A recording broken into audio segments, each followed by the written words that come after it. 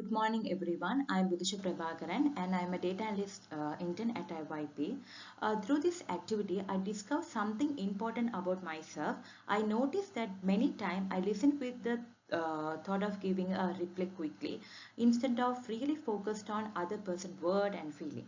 So this made me realize that true listening means being the fully present and giving my complete attention. So when I practiced with my peer Arishalni, I made an effort to listen in the different way. I didn't interrupt her, I let her finish what she wanted to say. And I prepare her thought to make sure I understand correctly. I also try to notice her feeling and show that I care about what she was sharing. So this is small change made a big difference. I couldn't see but she feel more relaxed and comfortable and she shared more openly. For me, it created a strong connection and helped me understand her better.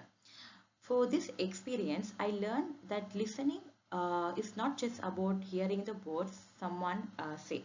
It's about hearing their heart and their emotion and their perspective. So when we listen in the way, the people will value and respect. It also help to build the trust and strong relationship. So I believe this is a very powerful skill and I want to practice more in my daily life. So yeah, thank you.